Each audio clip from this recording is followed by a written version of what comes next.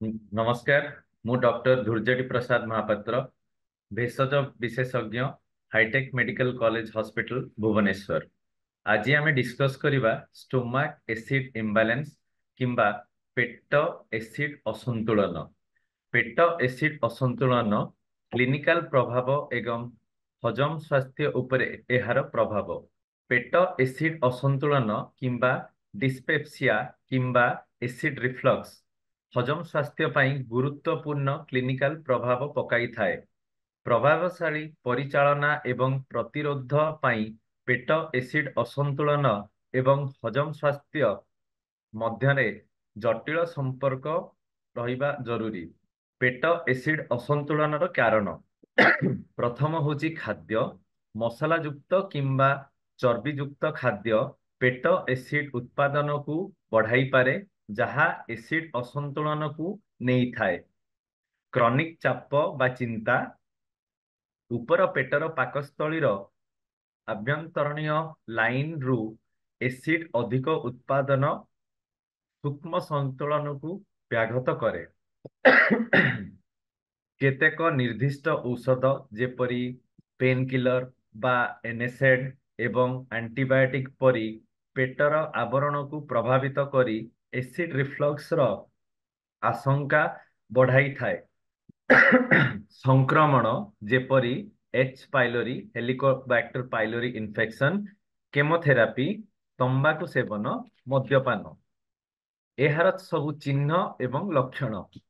हृदघात, छाती जंत्रणा एवं पुनर्गठन, पेट जंत्रणा जेपरी फुलिबा, एमोसिस एवं बांति, ओजन ह्रास बा ओजन वृद्धि, क्लिनिकल प्रभाव प्रगतिशील डिस्फेजिया, हेमेटेमेसिस, मैलिना किंबा लाल रंगर स्टूल, क्लिनिकल प्रभाव पेटर एसिड असंतुलन ऊपर पेटर पाकस्थलीर पारिवारिक इतिहास सहित जड़ित होई पारे। दीर्घकालीन डिस्पेप्सिया किंबा एसिड रिफ्लक्स होई पारे। आयरन रो अभाव, रक्तहीनता, बारंबार एमेसिस बा बांति, इसोफेजियल लाइन क्षति हेले बैरेट्स इसोफेगस किंबा इसोफेजियल कैंसर भली जटिलता सृष्टि हुए। पर्याप्त पुष्टिकर अवशोषण अति आवश्यक विटामिन एवं खनिज पदार्थ अभाव सृष्टि करे।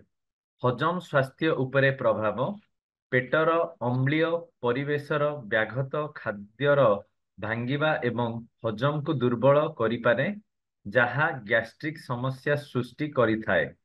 फुलिबा, गैस एवं अदृश्यता पेट एसिड स्तरर एक असंतुलन अंतनली माइक्रोबायोटा रे डिसबायोसिस पई सहायक होई पारे, जहा हजम प्रक्रिया प्रभावित करि थाए। Chronic acid reflux, gastroesophageal reflux रोग एवं पेप्टिक अल्सर भली स्थिति ର विकास हेबार आशंका सहित जड़ित। प्रतिषेधक पदक्षेप एवं परिचालना, फाइबर, फल एवं पनीपरिबा भरपूर एक संतुलित खाद्य ग्रहण करिबा, चाप परिचालना कौशल, मनोवृत्ति एवं आरामदायक व्यायाम, धूमपान बंद, मद्यपान नियम, परिचालना कौशल एवं औषध उपरे परामर्श संबंध रे स्वास्थ्य सेवा वृत्तिगत परामर्श पेट एसिड असंतुलन हजम स्वास्थ्य उपरे सुदूर प्रसारी क्लिनिकल प्रभाव रही। प्रतिरोध एवं परिचालना पाई सक्रिय पदक्षेप गुड़िक वारेंटेड।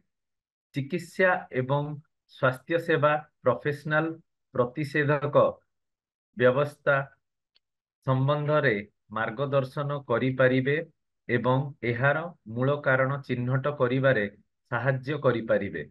हजम प्रक्रिया रे उन्नत आनिबा द्वारा मेटाबॉलिक प्रभाव एवं क्लिनिकल एवं मेटाबॉलिक रोग को रोकिबारे साहाय्य करि थाए। जीवन सामग्रिक गुण बढ़ाई थाए। ଆଜି ଆମେ ସବୁ ଜାଣିଲୁ ଏଗୁଡା ହଉଛି ଆମର ଷ୍ଟୋମାକ ଏସିଡ ଇମ୍ବାଲାନ୍ସ ବା ପେଟ ଏସିଡ ଅସନ୍ତୁଳନର କାରଣ। ଯେମିତି କି ମୁଖ୍ୟ କାରଣରେ ରହିଲା ଆମର ଖାଦ୍ୟ, ଯେମିତି ମୁଁ କହିଲି ମସଲା ଯୁକ୍ତ କିମ୍ବା ଚର୍ବି ଯୁକ୍ତ ଖାଦ୍ୟ ଆମେ ଆଭଏଡ କରିବା ଉଚିତ, ଖାଇବା ଉଚିତ ନାହିଁ। କିମ୍ବା ବେଶୀ ଷ୍ଟ୍ରେସ ରେ ରହିଲେ କ୍ରୋନିକ ଷ୍ଟ୍ରେସ ବା ଚିନ୍ତା ବି ଗୋଟେ କାରଣ ହେଇପାରେ। ସଂକ୍ରମଣ ଇନଫେକ୍ସନ ଯେମିତି କି ହେଲିକୋବାକ୍ଟର ପାଇଲୋରି ଇନଫେକ୍ସନ ହେଇପାରେ, କେମୋଥେରାପି ଯୋଗୁ ବି ହେଇପାରେ। ତମ୍ବାଖୁ ସେବନ, ଟୋବାକୋ ଯୋଉଟା, ଆଲକୋହଲ ବା ମଦ୍ୟପାନ, ସେଟା ଏଇଗୁଡା ସବୁ କଣ୍ଟ୍ରିବ୍ୟୁଟ କରେ ଏସିଡ ପେପଟିକ ଡିଜିଜ ପାଇଁ, ଷ୍ଟୋମାକ ଏସିଡ ଇମ୍ବାଲାନ୍ସ କରାଏ। ଆମେ ଔଷଧ ଯେପରିକି ପେନ୍ କିଲର ବା ଏନଏସଏଡ ଏବଂ ଆଣ୍ଟିବାୟୋଟିକ ବି ଡାକ୍ତର ପରାମର୍ଶରେ ଖାଇବା କଥା, ନହେଲେ ଏଟା ବି ଆମର ଷ୍ଟୋମାକ ଏସିଡ ଇମ୍ବାଲାନ୍ସ କରିପାରେ। ଆମର ଚିହ୍ନ ଏଗୁଡା ଆମେ ଜାଣିବା କେମିତି, ଯେମିତି କି ଛାତି ଯନ୍ତ୍ରଣା ହେଲେ, ବାରମ୍ବାର ବାନ୍ତି ହେଲେ ବା ଏମେସିସ୍ ହେଲେ, ଯଦି ଆମର ଓଜନ ବଢିବା ବା କମିବା, କ୍ଲିନିକାଲ ପ୍ରଭାବ ହେମେଟେମେସିସ୍ ହବା ମାନେ ଝାଡା କଳା ହବା, ମ୍ୟାଲିନା ହବା ବା ଲାଲ କଲର ଷ୍ଟୁଲ ହବା, ବାନ୍ତିରେ ରକ୍ତ ଆସିବା ବା ହେମେଟେମେସିସ୍ ହବା, ଏଗୁଡା ସବୁ ହେଲେ ଆମେ ଜାଣିପାରିବା ଯେ ଆମର ଷ୍ଟୋମାକ ଏସିଡ ଇମ୍ବାଲାନ୍ସ ହେଇଛି ଆଉ ଆମେ ଡାକ୍ତରଙ୍କର ପରାମର୍ଶ ନବା କଥା। ଆଶା କରୁଛି ଏଇ ସବୁ ମାନିଲେ ଆମର ଏଇ ସବୁ ରୋଗ ଆଭଏଡ କରିହବ। ଆମର ଲାଇଫଷ୍ଟାଇଲ ମୋଡିଫିକେସନ କିମ୍ବା ଡାଏଟରେ ମୋଡିଫିକେସନ ଆଣିଲେ ଏ ସବୁ ରୋଗକୁ ଆଭଏଡ କରିହବ। ଆମର ବାରମ୍ବାର ବାନ୍ତି ହବା କିମ୍ବା ଆଇରନ୍ ଡେଫିସିଏନ୍ସି ହବା କିମ୍ବା ଇସୋଫେଜିଆଲ ଲାଇନ କୁ ଯଦି ଡ୍ୟାମେଜ ହବା, ବ୍ୟାରେଟ୍ସ ଇସୋଫାଗସ୍ କରିପାରେ ବା ଇସୋଫେଜିଆଲ କ୍ୟାନ୍ସର କରିପାରେ। ଆମର ଅତ୍ୟାବଶ୍ୟକ ଭିଟାମିନ ଗୁଡିକ ଅଭାବ ହେଲେ ବି ଏହା ହେଇପାରେ। ଯୋଉମାନେ ଚେନ୍ ସ୍ମୋକର, ଧୂମପାନର ଅଭ୍ୟାସ, ତାଙ୍କରେ ବି ଏଟା ହେଇପାରେ।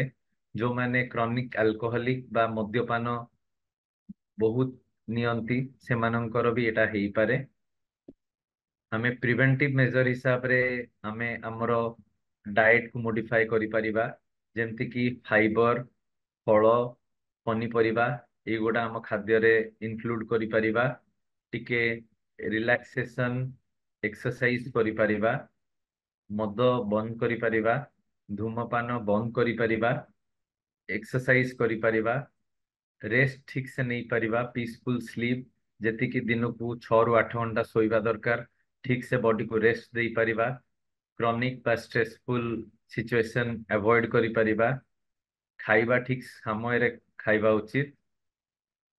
ଯେମିତି କି ଆମେ ଜାଣିଛୁ ତିନିଟା ଜିନିଷ, ହରି, କରି ଆଉ worry, it leads to stomach acid imbalance.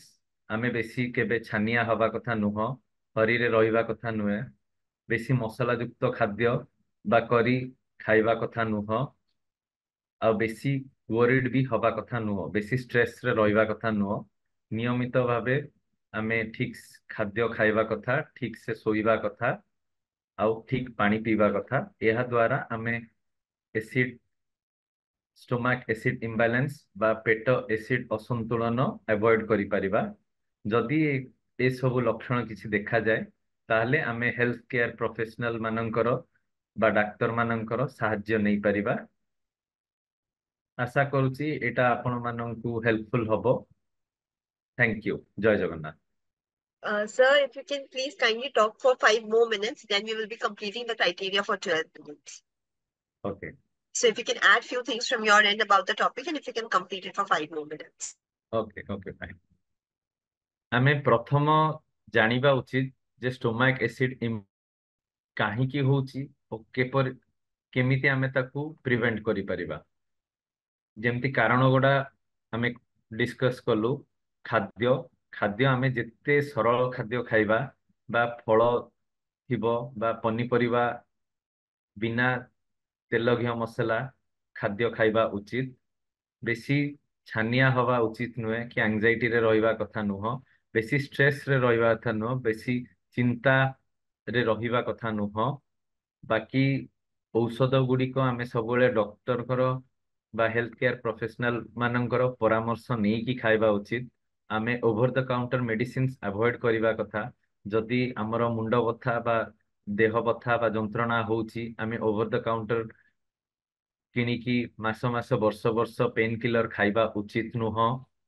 ଆମେ ଟବାକୋ ବା ମଦ ଏଇ ଦିଟା ଉପରେ କଣ୍ଟ୍ରୋଲ ରଖିବା କଥା। ମଦ୍ୟପାନ ଯେତେ ସମ୍ଭବ ବନ୍ଦ କରିବା କଥା। ଏହା ଦ୍ୱାରା ଯଦି ଆମର କିଛି ବି ଲକ୍ଷଣ ଦେଖାଯାଉଛି ଯେପରିକି ହାର୍ଟ ବର୍ନ ହେଲା କି ଛାତି ଯନ୍ତ୍ରଣା ହେଲା କି ପେଟ ଯନ୍ତ୍ରଣା ହେଲା କିମ୍ବା ପେଟ ଫୁଲିବା ହେଲା କିମ୍ବା ବାରମ୍ବାର ବାନ୍ତି ବା ଏମେସିସ୍ ହେଲା ଏବଂ ଓଜନ ହ୍ରାସ ବା ଓଜନ ବୃଦ୍ଧି ହେଲା କିମ୍ବା ଆମର ଯଦି ବାନ୍ତି ହଉଛି ବାନ୍ତିରେ ରକ୍ତ ଆସିବା କିମ୍ବା ହେମେଟେମେସିସ୍ ହେଲା, ଯଦି ଆମ ଝାଡା ବାଟେ ରକ୍ତ ଯାଉଛି କିମ୍ବା କଳା ଝାଡା ହେଲା କି ମ୍ୟାଲିନା ହେଲା, ଏଇଗୁଡା ହଉଛି ତାର ଲକ୍ଷଣ। ଆମେ ଏଇ ଲକ୍ଷଣ ଦ୍ଵାରା ଆମେ ଜାଣିପାରିବା ଆମର ପେଟ ଏସିଡ ଅସନ୍ତୁଳନ ହେଇଛି ବା ଷ୍ଟୋମାକ ଏସିଡ ଇମ୍ବାଲାନ୍ସ ହେଇଛି ବା ଏସିଡ ରିଫ୍ଲକ୍ସ ହେଇଛି। ଆମେ ଯଥାଶୀଘ୍ର ହେଲ୍ଥ କେୟାର ପ୍ରଫେସନାଲ ବା ଡାକ୍ତର ମାନଙ୍କର ସାହାଯ୍ୟ ନେବା ଉଚିତ। ଆମେ ଦରକାର ପଡ଼ିଲେ ଅଲ୍ଟ୍ରାସାଉଣ୍ଡ କି ଏଣ୍ଡୋସ୍କୋପି କରିବା, ତା ପାଇଁ ମେଡିସିନ ଷ୍ଟାର୍ଟ କରିବା। ଆମେ ଡାକ୍ତରଙ୍କୁ ନ ଦେଖେଇକି ରହିବା ଉଚିତ ନୁହେଁ। ଜିନିଷଟାକୁ ଏତେ ଲାଇଟଲି ନେବା ଉଚିତ ନୁହେଁ, କାରଣ ଯଦି ଏଇଟା ବେଶୀ ବଢିଲା ଆଗକୁ ଯାଇକି ବ୍ୟାରେଟ୍ସ ଇସୋଫାଗସ୍ କରିପାରେ, ଇସୋଫେଜିଆଲ କ୍ୟାନ୍ସର ବି କରିପାରେ। ଯଦି ଆମର ଓଜନ କମୁଛି, ହଠାତ୍ କିରି ଆମ ଭୋକ କମୁଛି ବା ଓଜନ କମୁଛି, ଆମେ ଜାଣିବା ଉଚିତ ଯେ ଏଟା କ୍ୟାନ୍ସରର ବି ଲକ୍ଷଣ। ଆଉ ପେଟ ସମ୍ବନ୍ଧୀୟ ଏସବୁ ଲକ୍ଷଣ ବି ଥିବ ତାହେଲେ ଇସୋଫେଜିଆଲ କ୍ୟାନ୍ସର ବି ହବା ସମ୍ଭବକର। ସେଥିପାଇଁ ଆମେ ନିୟମିତ ଭାବରେ ଚଳିବା ଉଚିତ, ଠିକ ସେ ରେଷ୍ଟ ନବା ଉଚିତ, ଦିନକୁ ଆଟଲିଷ୍ଟ 6 ରୁ 8 ଘଣ୍ଟା ଶୋଇବା ଉଚିତ। ଖାଦ୍ୟ ଉପରେ ଯେତେ ସରଳ ଖାଦ୍ୟ, ଫଳ ହେଲା, ପନିପରିବା ହେଲା ଖାଇବା ଉଚିତ। ପାଣି ଠିକ ସେ ପିଇବା ଉଚିତ। ଆମେ ଆନୁଆଲି ଟେଷ୍ଟ କରିବା ବି ଯଦି ଭଲ। ଯଦି ଆମର ହିମୋଗ୍ଲୋବିନ କମୁଛି ବା ଆଇରନ୍ ଡେଫିସିଏନ୍ସି ରହୁଛି ଆମେ ଜାଣିପାରିବା। ଅଜାଣତରେ ବି ଆମର ଝାଡା ବାଟେ ରକ୍ତ ଯାଇପାରେ। ତ ରେଷ୍ଟ, ଖାଇବା, ଲାଇଫଷ୍ଟାଇଲ ମୋଡିଫିକେସନ ଆଉ ଡାଏଟ ମୋଡିଫିକେସନ ଏଇଗୁଡା ସବୁ ବହୁତ ଇମ୍ପୋର୍ଟାଣ୍ଟ ଆମର ଏସିଡ ରିଫ୍ଲକ୍ସ ଡିଜିଜ ବା ଷ୍ଟୋମାକ ଏସିଡ ଇମ୍ବାଲାନ୍ସ କୁ ପ୍ରିଭେଣ୍ଟ କରିବାକୁ। ଏହା ଦ୍ୱାରା ଆମେ ହେଲ୍ଦି ଲାଇଫ ଲିଡ୍ କରିପାରିବା।